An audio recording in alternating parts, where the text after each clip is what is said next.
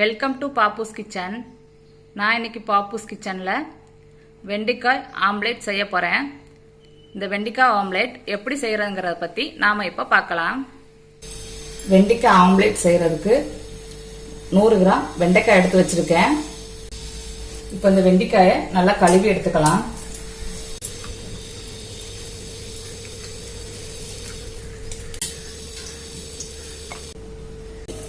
ஒரு பாத்திரத்துல 1/2 லிட்டர் தண்ணி சேர்த்து கொதிக்க வச்சிருக்கேன்.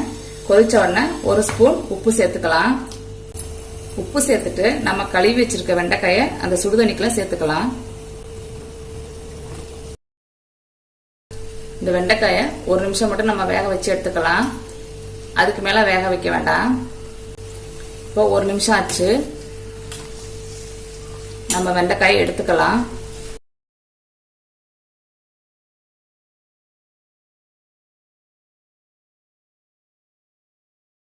இப்போ இதை நல்லா ஆற வச்சு எடுத்துக்கலாம். வெண்டைக்காய் நல்லா ஆறிடுச்சு. இப்போ இதை நல்லா குட்டி குட்டியா கட் பண்ணி எடுத்துக்கலாம். வெண்டைக்காயில உள்ள காம்பை தனியா வெட்டி எடுத்துக்கலாம்.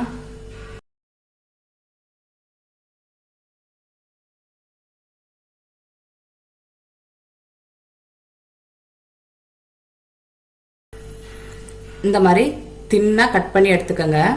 எடுத்துட்டு இதெல்லாம் ஒரு பவுல்ல சேர்த்துக்கலாம். வெண்டைக்காயை கட் பண்ணி எடுத்தாச்சு. 3 முட்டை எடுத்து வச்சிருக்கேன். இந்த 3 முட்டையும் சேர்த்துக்கிறேன். இப்ப இது கூட 2 டேபிள் ஸ்பூன் வெங்காயம் சேர்த்துக்கிறேன். கொஞ்சம் கொத்தமல்லி தழை, 2 பச்சை மிளகாய், இதுக்கு தேவையான அளவு உப்பு.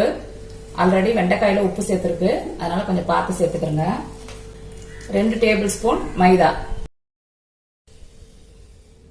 இப்ப இதை நல்லா மிக்ஸ் பண்ணி எடுத்துக்கலாம்.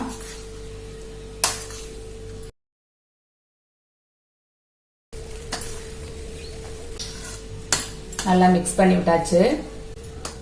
இப்போ ஒரு பேனை சூடு பண்ணிக்கலாம். பேன் சூடான உடனே 1 ஸ்பூன் எண்ணெய் சேர்த்துக்கலாம்.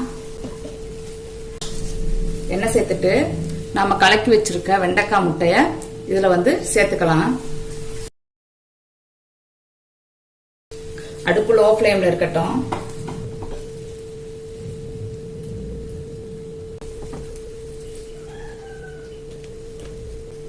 ஒரு 5 நிமிஷம் அப்படியே லோ ஃப்ளேம்ல வேகட்டும். பரட்டி போட்டாச்சு. இந்த மாதிரி கருகாம எடுத்துறணும்.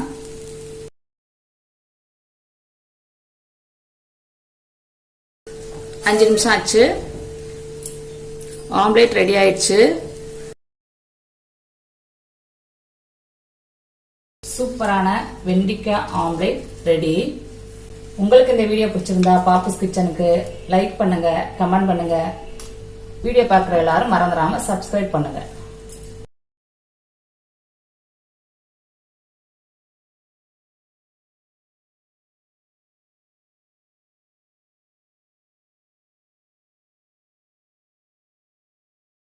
Eat healthy, think better.